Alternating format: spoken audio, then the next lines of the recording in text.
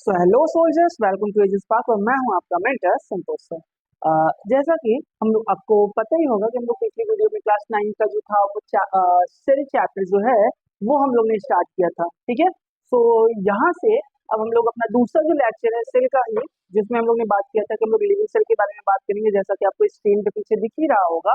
ठीक है, तो हम लोग आज ये टॉपिक स्टार्ट करने वाले हैं। ठीक है, so I think all of you excited for that, और हम भी एक्साइटेड हैं काफी। ठीक है, ताकि हम आपको अच्छे से एक्सप्लेन कर सके।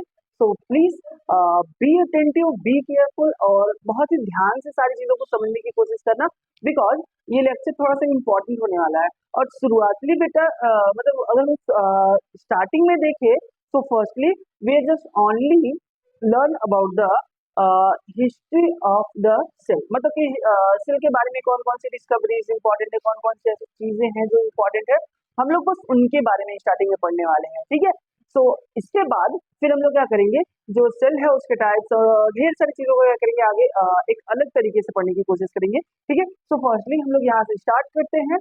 ठीक, so on the screen I think all of you find something. कोई दिखाई पड़ रहा होगा, एक पर्सन है। ठीक है, नीचे उनका नाम भी, मतलब ऊपर उनका नाम भी लिखा हुआ एंटोनी वॉन ल्यूवेनहॉफ। ठीक है, ये एक क्या है, साइंटिस्ट है। समझा? बट अगर हम लोग बात करें क्या ये सच में एक साइंटिस्ट है, बिकॉज मोस्ट ऑफ डिस्कवरी, बहुत सारी चीजों की डिस्कवरी इनके नाम पे दर्ज मतलब एज अ नोटेड है कि हाँ इन्होंने क्या किया है, बहुत सारी चीजों की डिस्कवरी की है, जो यहाँ पे पीछे दिख रहे होंगे एंटोनी वॉन ल्यूवेनहॉफ। ठीक है, अगर रियल में देखा जाए बच्चा तो ये कोई साइंटिस्ट नहीं। ठीक है, he was just a common man, मतलब एक नॉर्मल से पर्सन थे, but he have a great curiosity to know the things. मतलब इनके पास क्या थी, एक बहुत ही बड़ी जिज्ञासा थी कि हम चीजों को समझेंगे कि चीजें कैसी होती। ठीक है, और बस इसी जिज्ञासा ने इन्हें क्या किया, एक महान और बहुत बड़ा साइंटिस्ट बना दिया। ठीक है, by birth bye degree he was not a scientist, मतलब अगर हम लोग बर्थ की बात करें, अगर हम लोग डिग्री के अकॉर्डिंग बात कर रहे हैं तो ये कोई साइंटिस्ट नहीं। अंडरस्टैंड? ठीक है, तो हम लोग इसकी बात करेंगे, इनके स्टोरी के ऊपर बात करेंगे। ठीक है, एंटोनी वॉन की पूरी लाइफ स्टोरी क्या है, एंटोनी वॉन ल्यूवेनहॉफ की जो स्टोरीज है वो हम एक शॉर्ट वीडियो के थ्रू क्या करेंगे आपके बीच में, मतलब हम यूट्यूब पे अपलोड कर देंगे। आप लोगों को पूरी स्टोरीज को क्या करना, एकदम केयरफुली अच्छे से देख लेना। ठीक है, बस हम आपको यहाँ पे इतना बताना चाह रहे हैं कि एंटोनी वॉन ल्यूवेनहॉफ जो थे, ठीक है, इन्होंने अप्रोक्सीमेटली 1674 की बात है। ठीक है, मतलब रॉबर्ट हुक ने अपनी जो कहानी स्टार्ट की थी, सेल की जो स्टोरी स्टार्ट की थी, और उन्होंने बताया था कि यहाँ पे कुछ इस टाइप के स्ट्रक्चर पाए जाते हैं, सेल लाइक मतलब लिटिल रूम लाइक स्ट्रक्चर पाए जाते हैं, जिनको उन्होंने एक नाम दिया था, और क्या नाम था उसका बेटा, सेल नाम दिया था। ठीक है, सो आई थिंक उसके ठीक आगे, मतलब 1665 में रॉबर्ट हुक ने अपनी पूरी स्टोरी स्टार्ट की। 1665 के बाद में इस स्टोरी में एक और बहुत ही महत्वपूर्ण घटना घटी। ठीक है, और वो घटना क्या थी, तो वो सीधी सीधी घटना है कि एक साइंटिस्ट जिनका नाम था एंटोनी वॉन ल्यूवेनहॉफ, इन्होंने एक माइक्रोस्कोप बनाया। ठीक है, ये बहुत ही गरीब घर से थे। ठीक, सो इनके पास अपनी एक छोटी सी शॉप हुआ करते थे। इनके कुछ फ्रेंड्स थे जो कि ग्लास के व्यापारी हुआ करते थे। इन्होंने अपने उन फ्रेंड्स से, ठीक है, कुछ ग्लासेस लिए, कुछ लेंस लिए, मैग्नीफाइंग लेंस लिए, और उन लेंसेज को एक सही कॉम्बिनेशन में सेट किया, and after that he prepared a great microscope of 17th century. 17th century का हम लोग अगर देखें, सबसे एडवांस क्वालिटी का जो माइक्रोस्कोप था वो किसके पास था, तो वो था एंटोनी वॉन ल्यूवेनहॉफ के पास में। ठीक है, कौन सा था वो माइक्रोस्कोप, सो हम लोग देख सकते हैं यहाँ पे वो माइक्रोस्कोप है जो कि एंटोनी वॉन ल्यूवेनहॉफ ने क्या किया था, बनाया था। दिखाई पड़ रहा होगा आपको स्क्रीन पर। ठीक है, so this is the microscope.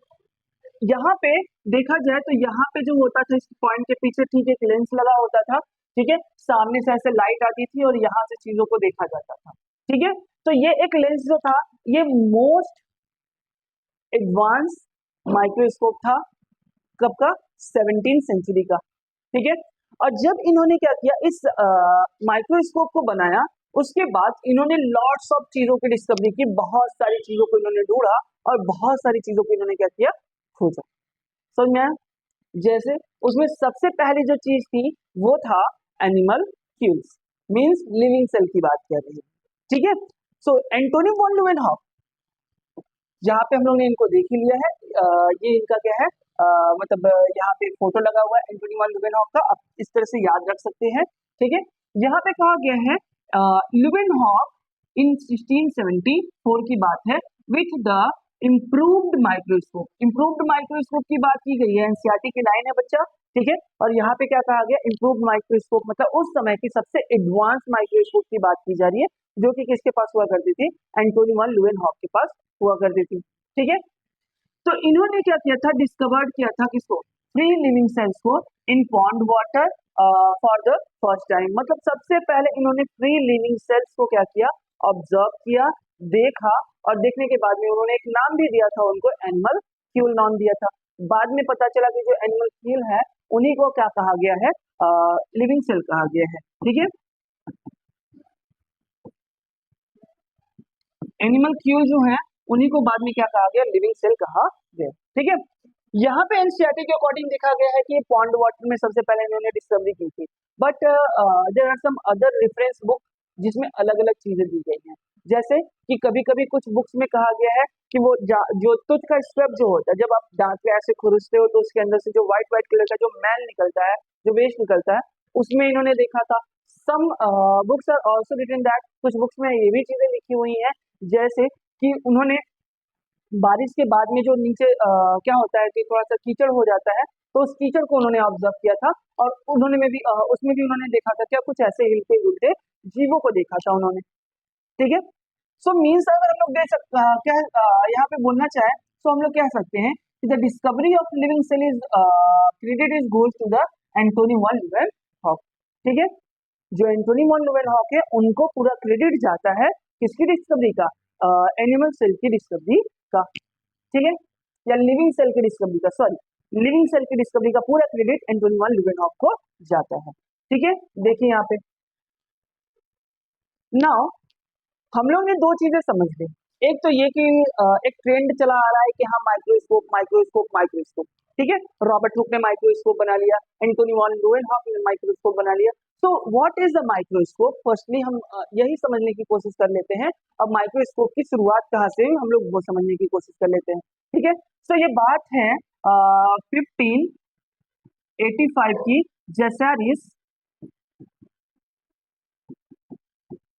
जेसारिस एक साइंटिस्ट थे जिन्होंने सबसे पहले किसकी डिस्कवरी की थी, माइक्रोस्कोप की डिस्कवरी की थी, ठीक है।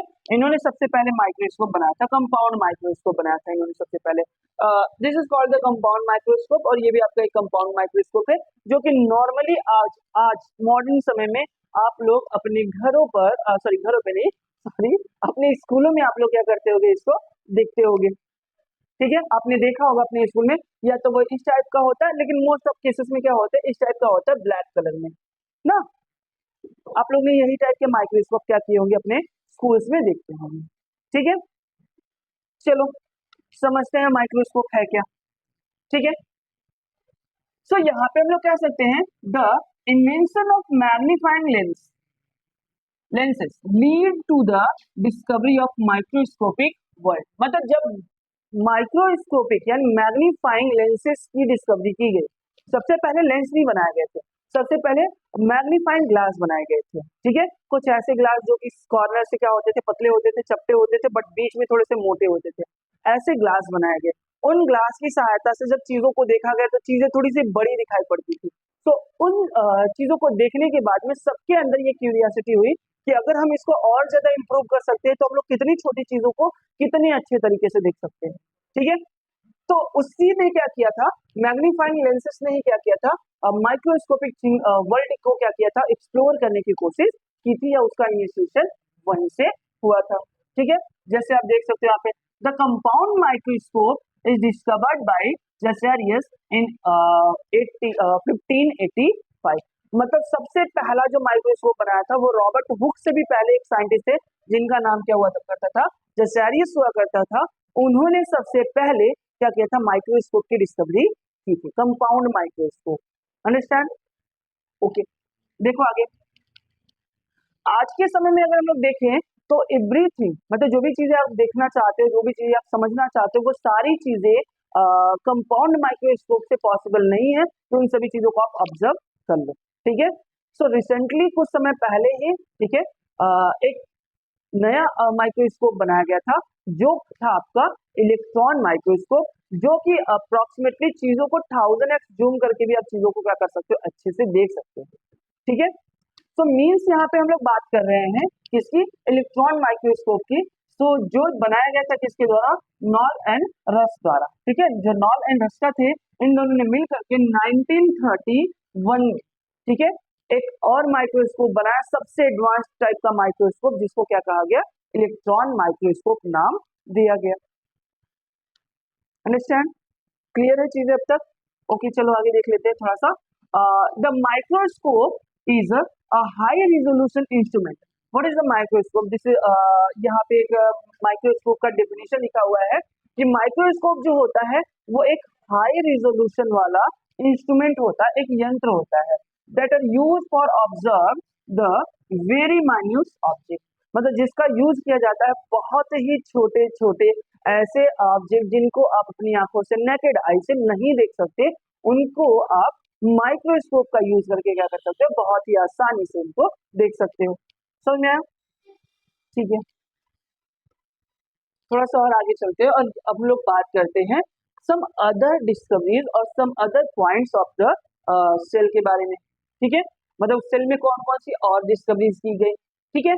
सो जब हम लोग बात करें क्या कि जो आपका लिविंग सेल डिस्कवर किया गया इन 1674 में, उसके बाद जो चीजें थी वो एक तरह से रुक सी गई।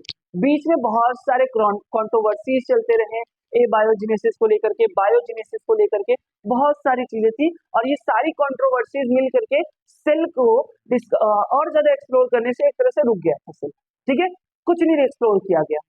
आफ्टर सम टाइम बाद, लगभग 1831 की बात है, ठीक है। मतलब ये हम लोग अगर यहाँ से देख सकते हैं यहाँ पर, तो सॉरी, ये डिस्कवरी के बाद में एंटोनी वॉन ल्यूवेनहॉक ने जो डिस्कवरी की बच्चा, इस डिस्कवरी के बाद में सीधा अब हम लोग क्या कर सकते हैं, एक तरह से जंप कर सकते हैं ऑन दिस डेट, ठीक है। बीच में बहुत सारे कंट्रोवर्सीज चलती रही, ज्यादा से ज्यादा बायोजेनेसिस और ए बायोजेनेसिस को लेकर के। What is the mean of biogenesis and what is the mean of A biogenesis? Biogenesis का मतलब ये था कि कुछ ऐसे लोग थे जो ये कहते थे कि जो लिविंग बींग्स होते हैं उनका फॉर्मेशन, उनका निर्माण लिविंग बींग से ही होता है, जबकि कुछ ऐसे भी लोग थे जिनका निर्माण क्या था, नॉन लिविंग थिंग से होता है, ऐसा मानना था उनका। तो इन जो दोनों चीजों के बीच में लेकर के बहुत सारी कंट्रोवर्सी चलती रही, जिसके बाद फिर एक समय ऐसा आया जब फिर से सेल के ऊपर सभी का ध्यान गया, और इस बार सबसे पहले शुरू किसने किया था, रॉबर्ट ब्राउन ने, ठीक है। एंड रॉबर्ट ब्राउन ने क्या बताया बच्चा कि 1831 इन्होंने एक सेल को देखा, ठीक है। सेल को देखने के बाद में इसके अंदर जब इन्होंने और अच्छे से चेक करने की कोशिश की, तो इनको एक ब्लैक कलर का स्पॉट दिखाई पड़ता था, जो कि सेंटरली लोकेटेड हुआ करता था। जितने भी एनिमल्स को इन्होंने देखा तो पाया कि सभी में एक सेंटरली लोकेटेड एक ब्लैक कलर का पैच, एक ब्लैक कलर का धब्बा पाया जाता था, ठीक है। सेंटर में होने के कारण इन्होंने उसका नाम क्या रख दिया, न्यूक्लियस रख दिया, ठीक है। सेंटर में रखे जाने के कारण इसका नाम क्या रख दिया गया, न्यूक्लियस रख दिया गया, ठीक है। क्लियर? ओके, चलो आगे देखो। आफ्टर दैट कुछ समय बाद ही, ठीक है, एक और साइंटिस्ट थे जिनका नाम था डुजैटिन, ठीक है।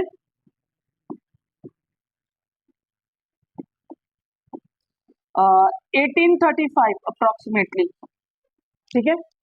1835 में एक और साइंटिस्ट है जिनका नाम था डुजैटिन, ठीक है। और इन्होंने देखा कि जो न्यूक्लियस है उसके चारों तरफ कुछ फ्लूइड मटेरियल प्रेजेंट होता है, जो कि कॉन्टिन्यूअस घूम रहा था, और इस फ्लूइड मटेरियल में बहुत सारी एक्टिविटीज परफॉर्म हो रही थी, ठीक है। सो इन्होंने इस फ्लूइड मटेरियल को देखा और इसको एक नाम दिया, और क्या कहा इसको, चारकोड का, ठीक है। इन्होंने इसको क्या नाम दे दिया बेटा, चारकोड नाम दे दिया। आफ्टर दिस, इसके बाद में एक और साइंटिस्ट है जिनका नाम क्या था, पुरकिंजी, ठीक है।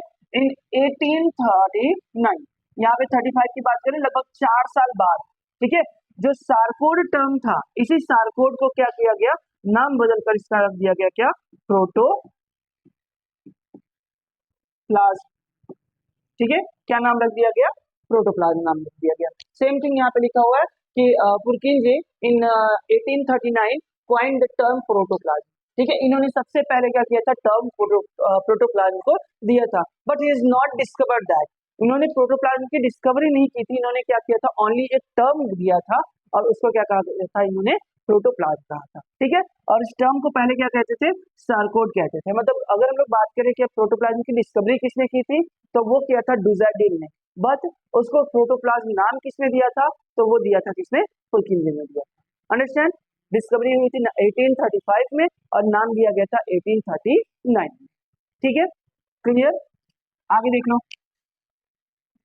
The basic cell theory. अब हम लोग बात करते हैं एक सेल थ्योरी के बारे में, एक पॉइंट दिया जाता है जिसको कहा जाता है सेल थ्योरी। मतलब देखो, सारी चीजें जब ये चल रही थी, बहुत सारी कंट्रोवर्सीज चल रही थी, तो इन सबके बीच में इन कंट्रोवर्सीज को थोड़ा सा कम करने के लिए, ठीक है, एक थियरी प्रपोज की गई, उसको नाम दिया गया अकॉर्डिंग टू सेल के ऊपर, वो सारी थियरीज डिपेंड करती थी, मतलब सेल ऐसा है, सेल वैसा है, ये सारी चीजें उसमें बताई गई थी, और दैट्स वाई उस थियरी का नाम भी क्या रखा गया था, सेल थियरी।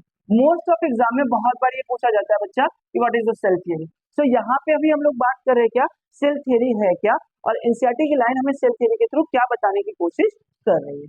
जैसे देखो यहाँ पे, the cell theory that all the plants and animals are composed of cell and that the cell is the basic unit of life, means cell theory के थ्रू ही क्या किया गया, इन चीजों को एक्सप्लेन करने की कोशिश की गई कि जो प्लांट है, जो एनिमल है, और ये जो सारी चीजें हैं, जो भी लिविंग ऑर्गेनिज्म इस अर्थ पे पाए जाते हैं, every living organism is composed of cell.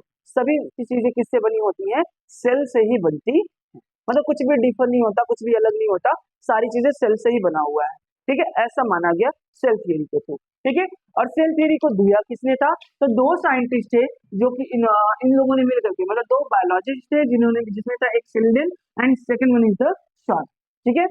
सिल्डन and स्वान ने मिल करके, मतलब 1838 में सिल्डन ने अपना वर्क परफॉर्म किया था एंड स्वान 1839 में, दोनों अलग अलग साइंटिस्ट थे, अलग अलग जगह से थे, अलग अलग एक्सपेरिमेंट परफॉर्म किए थे, बाद में दोनों के रिजल्ट्स को या फिर जो भी उन्होंने फाइंड किया तो उन सारी चीजों को ला करके एक जगह पे जोड़ करके एक नाम दिया गया, और उस नाम को क्या कहा गया, सेल थ्योरी कहा गया, ठीक है। सो चलिए अब हम लोग आगे बात करते हैं what is the cell theory, अपनी तरीके से समझने की कोशिश करते हैं कि सेल थ्योरी वास्तव में है क्या, ठीक है। तो जब बहुत सारी कंट्रोवर्सीज थी, तो उन कंट्रोवर्सीज को दूर करने के लिए दो साइंटिस्ट थे, एक का नाम था जैकब मैथ्यूस सिल्डन, 1839, ये थे जर्मनी के थे, ठीक है, जर्मनी के बॉटनिस्ट थे, क्या थे,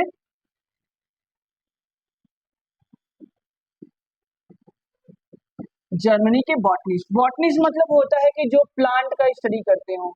what is the mean of botany, botany मतलब होता है ऐसे साइंटिस्ट जो प्लांट की स्टडी करते हो, एनिमल की नहीं, जो प्लांट की स्टडीज करते हो उनको हम लोग क्या कहते हैं, बॉटनिस्ट कहते हैं, ठीक है। सो यहाँ पे कहा गया क्या कि जैकब मैथ्यू सिल्डन, जो कि मतलब एक तरह से कहा कि जर्मनी के निवासी थे और बॉटनिस्ट थे, ठीक है, first of all propose the plant, जितने भी प्लांट्स होते हैं, ठीक है, वो सभी प्लांट किससे बने हुए हैं, सेल से बने हुए हैं, ऐसा किसने बताया था, सिल्डन ने बताया था। दो साइंटिस्ट थे, पहले थे सिल्डन, 1838 की बात है, उन्होंने कहा कि उन्होंने अपने ढेर सारे एक्सपेरिमेंट परफॉर्म किए अलग अलग प्लांट के ऊपर, और जितने भी प्लांट उन्होंने देखे, हर एक प्लांट को उन्होंने अंडर माइक्रोस्कोप ऑब्जर्व किया, और एट लास्ट में बस एक ही चीज मिली कि सभी प्लांट एक ही चीजों से मिलकर बना हुआ, and that is the cell, ठीक है, वो क्या थी आपकी सेल, ठीक है। कुछ समय बाद, मतलब लगभग एक साल बाद की बात है, थियोडर स्वान एक दूसरे साइंटिस्ट थे जो कि ब्रिटिश के जूलॉजिस्ट थे, मतलब वो ब्रिटिश के निवासी थे, एंड सेकंड थिंग इज कि वो एक जूलॉजिस्ट थे, जूलॉजिस्ट मतलब जो एनिमल के ऊपर अध्ययन करते होंगे, जो एनिमल्स की स्टडी करते, ठीक है। इन्होंने क्या किया, ढेर सारे एनिमल्स को लिए, ढेर सारे एनिमल टिश्यूज लिए, उन सभी को क्या किया, इन्होंने कट करके अंडर माइक्रोस्कोप देखने की कोशिश की, और हर बार इन्हें बस एक ही रिजल्ट मिला कि जितने भी एनिमल हैं वो सभी किससे बने हुए हैं, सेल से मिले बने हुए हैं। इन दिस टाइप यहाँ पे अगर हम लोग देखें तो दो तरह की चीजें मिली कि सेल जो है वो क्या है, स्ट्रक्चर बना रहा है, ठीक है। और बाद में इन्होंने ही बताया, जो थियोडर स्वान थे, इन्होंने ही बताया कि मोस्ट ऑफ जो फंक्शंस परफॉर्म होते हैं किसी लिविंग ऑर्गेनिज्म को लिविंग रखने के लिए जो फंक्शन परफॉर्म होते हैं वो इन द सेल परफॉर्म होते हैं। कहाँ परफॉर्म होते हैं, सेल के अंदर परफॉर्म होते हैं, ठीक है। ऐसे केस में अगर हम लोग देखें तो सेल को क्या कहा जा सकता है, फंक्शनल यूनिट भी कहा जा सकता है।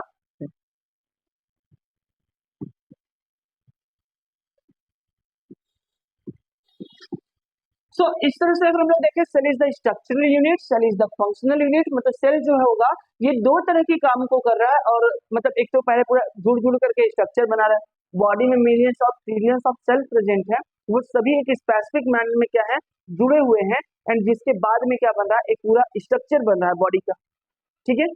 तो वही हमने बताया कि cell is the structural unit, जैसा कि इन दोनों साइंटिस्ट ने भी क्या किया था, वही चीजों को एक्सप्लेन किया था। एंड देन ये भी कहा गया कि cell is the functional unit also, मतलब सेल जो है वो फंक्शनल यूनिट भी है, ठीक है। एंड इसके अकॉर्डिंग ही आगे हम लोग कह सकते हैं कि जो सेल का डेफिनेशन दिया गया है आज के समय में, ठीक है, वो भी आप क्या करते हो, यहीं से पढ़ते हो। आगे भी हम लोग बात करेंगे। फर्स्टली हम लोग समझ लेते हैं वो 3 पॉइंट्स जो कि सेल थ्योरी में दिए गए थे। So according to that both scientist, मतलब ये दोनों साइंटिस्ट के अकॉर्डिंग अगर देखा जाए तो इसमें पहला पॉइंट यही ऐड किया गया था कि all living organism are composed of cell that is the smallest unit of life. मतलब कहा गया कि सेल जो होता है वो मतलब बॉडी की या किसी ऑर्गेनिज्म की सबसे स्मॉलेस्ट यूनिट होती है, that means it is a structural unit. क्योंकि देखो एक वॉल है, हमने पहले भी एग्जांपल ये लिया था, एक वॉल है, उसका अगर स्ट्रक्चर बनाना है तो उसमें हम लोग ब्रिक्स को अरेंज करते जाएंगे तो उसका एक स्ट्रक्चर, प्रॉपर स्ट्रक्चर बन के आता है, ठीक है। सेम थिंग यहाँ पे सेल है, जब सेल को हम लोग प्रॉपर एक मतलब मैनर में आप अरेंज करते जाओगे तो अलग अलग ऑर्गेनिज्म की बॉडी प्रिपेयर हो जाती है, समझ में? देन यही है। तो देखो cell is the smallest unit of life, that means cell is the functional unit of life, ठीक है। ऑल मेटाबॉलिक रिएक्शन, अब यहाँ पे कहा गया कि हमारे बॉडी के अंदर होने वाली जितनी भी उपापचयी क्रियाएं हैं, मतलब मेटाबॉलिक एक्टिविटीज हैं जो हमको लिविंग बनाए रखती है, ठीक है, वो सारे मेटाबॉलिक एक्टिविटीज कहाँ होती हैं, सेल के अंदर ही परफॉर्म होती हैं। That means cell is the functional unit of life. Understand? Clear?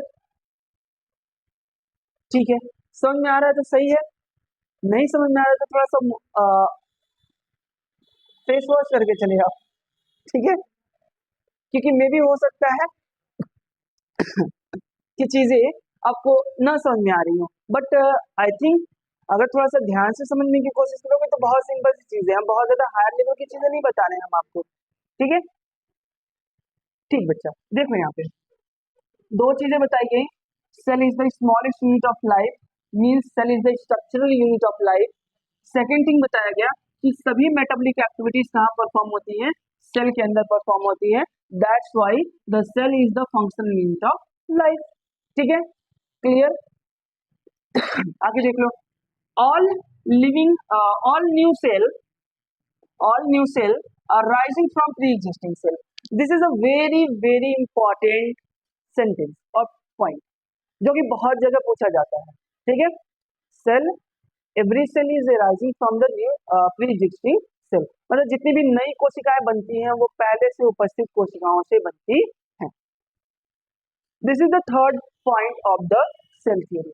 Cell theory में टोटल कितने पॉइंट्स है बच्चा, तो 3 पॉइंट्स हैं। सेल थ्योरी में टोटल कितने पॉइंट्स है, 3 पॉइंट्स है, और उन तीनों पॉइंट्स में से 2 पॉइंट्स तो सिलिन एंड स्वान ने दिया था, बट लास्ट वन जो पॉइंट होता है वो आपका 1855 में आया था, ठीक है। और जब ये मतलब ये पॉइंट दिया गया था उसके बाद बहुत ज्यादा बड़ी कंट्रोवर्सी होने लगी थी, ठीक है, इस चीज को लेकर के। ऐसा क्या कह दिया गया था इस चीजों मतलब इस लाइन में, हम लोग चलो देखते हैं यहाँ पे, ठीक है। The cell theory was refined by the Rudolf Virchow, मतलब एक साइंटिस्ट थे जिनका नाम था रुडोल्फ विर्को, ठीक है।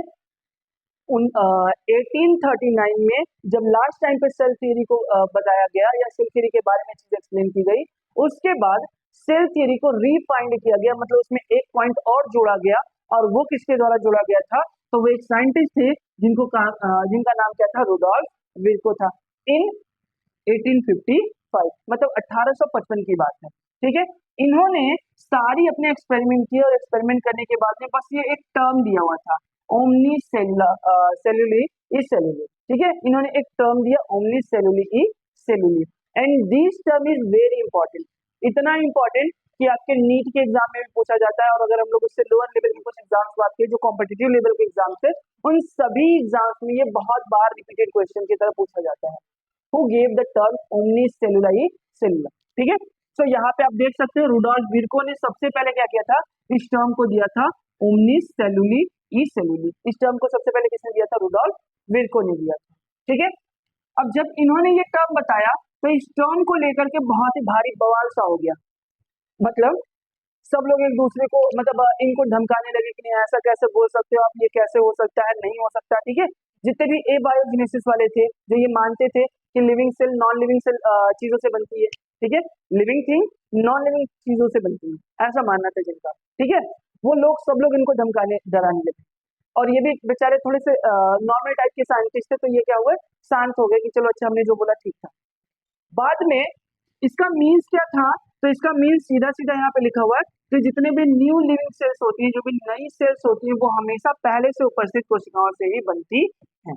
मीन्स अगर हम यहाँ पे देखें तो हम लोग कह सकते हैं कि द लिविंग सेल्स, मतलब एक सेल है, तो अगर इसमें कोई दूसरी सेल बननी होगी तो वो पहले से उपस्थित कोशिका से ही क्या होगी? बनेगी। ठीक है, यहाँ पे एक और चीज की बात की गई है। किस चीज की बात की गई है? सेल डिवीजन की बात की गई।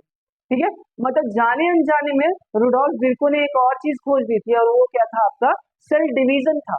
ठीक है, जबकि इन्होंने ये सेल डिवीजन के बारे में कुछ नहीं बताया था, इन्होंने तो बस ये कहा कि जितनी भी पुरानी मतलब नई सेल्स होती हैं, वो पहले से प्रेजेंट सेल से ही क्या होता है? उनका फॉर्मेशन होता है ना। जबकि अनजाने में इन्होंने क्या किया? सेल डिवीजन की भी डिस्कवरी कर दी, और इन्होंने सेल डिवीजन के बारे में भी बता दिया कि हाँ, जो एक सेल होती है वही डिवाइड करके दूसरे दो नए सेल्स का फॉर्मेशन कर लेती है। ठीक है, अंडरस्टैंड? चलो देखो आगे। Now cell theory is a very important event in the bio. ठीक है, अगर हम लोग सेल टॉपिक पढ़ रहे हैं और सेल टॉपिक पढ़ते पढ़ते उसमें सेल थियरी के बारे में अगर हम लोग ना पढ़े तो कुछ नहीं पढ़े हो आप, मतलब। ठीक है, तो सेल थियरी जो है वो बहुत इंपॉर्टेंट इवेंट है एक तरह से सेल के हिस्ट्री में। ठीक है, जब सेल थ्योरी दिया गया, सेल थ्योरी में मेनली 2 पॉइंट्स हैं, बट एक लास्ट में पॉइंट उसमें क्या किया गया था? ऐड किया गया था, एंड उस पॉइंट में बस यही चीजें बताई गई थी कि जितनी भी लिविंग सेल्स होती हैं वो पहले से उपस्थित सेल से बनती है। और इस तरह से हम लोग अगर देखें तो ओवरऑल सारी चीजें हम लोग को पता चल गई कि इस अर्थ पे पाया जाने वाला हर एक लिविंग ऑर्गेनिज्म सेल होगा, और अगर कहीं पे सेल नहीं है तो वहां पे लाइफ भी पॉसिबल नहीं है। ये बात कंफर्म हो गई थी एकदम। ठीक है, बट आफ्टर दैट एक साइंटिस्ट थे जिन्होंने क्या किया? वायरसेस की खोज की। ठीक है, और जब वायरसेस के बारे में पता चला और हम लोग ने इनकी सिमिलरिटीज मैच करानी शुरू की सेल से, तो पता चला कि ये तो सेल से बहुत डिफर है। ठीक है, बॉडी से बाहर रहता है तो नॉन लिविंग है, बॉडी के अंदर आता है तो जाग जाता है, मतलब लिविंग हो जाता है, रिप्रोडक्शन परफॉर्म करने लगता है लिविंग बीइंग्स की तरह। ठीक है, तो मतलब ये सारी चीजों को देखते हुए फिर बाद में एक डिसीजन लिया गया कि हम लोग सेल थियरी के अंदर वायरसेस को स्टडी नहीं करेंगे। मींस हम लोग जब भी सेल थियरी की बात करेंगे, that could not be included the viruses. मतलब एक तरह से देखा जाए तो जो वायरसेस होते हैं वो आपका क्या होते हैं? सेल थियरी के अपवाद होते हैं। मींस यहाँ पे हम लोग कह सकते हैं it is a very very important line जो आपको याद रखनी है। ठीक है, और वो लाइन क्या है बच्चा? कि जो वायरसेस होते हैं ये आपके क्या होते हैं? सेल थियरी के अपवाद होते हैं, एक्सेप्शंस होते हैं। ठीक है, क्लियर हो गया? कोई प्रॉब्लम नहीं है? चलो थोड़ा सा और आगे चलते हैं। नाउ अब हम लोग आ जाते हैं सेल के ऊपर। ठीक है, तो सेल तो सर आप कब से पढ़ा रहे हैं, अब फिर दोबारा सेल के ऊपर, तो मीन्स हम लोग ये सेल के ऊपर आए हैं, अब हम लोग बस सेल का डेफिनेशन देखेंगे, what is the definition of cell. Because reason ये है कि हमने अभी आपको बताया 1665 में क्या हुआ, इसकी डिस्कवरी की गई, 1674 में क्या हुआ, इसको दोबारा से लिविंग सेल को खोज लिया गया, ठीक है। 1831 में क्या हुआ, न्यूक्लियस को खोज लिया गया, 1835 में क्या हुआ, प्रोटोप्लाज्म की डिस्कवरी कर ली गई, ठीक है। फिर 1838 से क्या हुआ, स्टार्ट हुआ, मतलब आप सोचो यहां से और यहां से इसके बीच में कितना डिफरेंस हो सकता है, ठीक है। जो डिफरेंस यहाँ पे प्रेजेंट है उतना टाइम लग गया सेल का डेफिनेशन देने में। एज्यूम करो आज हम लोग क्या करते हैं, जाते हैं एनसीईआरटी की बुक खोलेंगे, उसमें पहले पेज पे चैप्टर का नाम ही लिखा होता है, the fundamental unit of life, that is cell ना। आज आप सिंपली उसको बुक को ओपन करके पढ़ लेते हो, बट वो एक डेफिनेशन देने के लिए, वो एक मतलब परिभाषा आपको बताने के लिए कितना टाइम लग गया, टोटल इतना टाइम। अगर हम लोग काउंट करें तो 173 के अप्रोक्सीमेटली ईयर्स लग गए उस एक डेफिनेशन को बनाने के लिए। Can you imagine that? आप इमेजिन कर सकते हो उस चीजों को कि कितना लंबा समय लगा होगा, कितनी कंट्रोवर्सीज हुई होंगी, कितनी चीजें मतलब खराब हुई होंगी, कितनी चीजें बनी होंगी, तब जाकर के कहीं एक प्रॉपर डेफिनेशन बताया गया कि ऐसा cell is the structural and functional unit of life, that is the fundamental unit of life. मतलब ये आपको एक छोटा सा एग्जाम्पल क्या किया गया, बता दिया गया कि सेल को आप अगर आप चाहो तो आप उसको कह सकते हो it is the unit of life, और this is the structural unit of life, या आप कह सकते हो it is the functional unit of life, या आप ऑल ओवर अगर देखो तो आप कह सकते हो it is the fundamental unit of life. Understand? ठीक है। सो उम्मीद करते हैं आज की सारी चीजें आप लोगों को अच्छे से समझ में आई होगी, ठीक है। और अगर वीडियो इंफॉर्मेटिव लगा हो तो वीडियो को लाइक कीजिए, अपने फ्रेंड्स के साथ भी क्या कीजिए, इसको शेयर कीजिए ताकि वो भी इस तरह से पढ़ सके, ठीक है। एंड जैसा कि हम लोग हर बार ये अनाउंस करके जाते हैं कि हमारा पिछला टॉपिक क्या होने वाला, मतलब इसके बाद वाला, ठीक है। So that should be the type of cell, ठीक है। इस बार हम लोग क्या पढ़ने वाले हैं, जो हमारा नेक्स्ट लेक्चर होने वाला है, that is on the topic type of cell. हम लोग वहां पे बात करेंगे कि कौन कौन से टाइप के सेल हो सकते हैं on the different type of basis, ठीक है। समझ में आया? सो मिलते हैं नेक्स्ट वीडियो में, तब तक के लिए बाय बाय।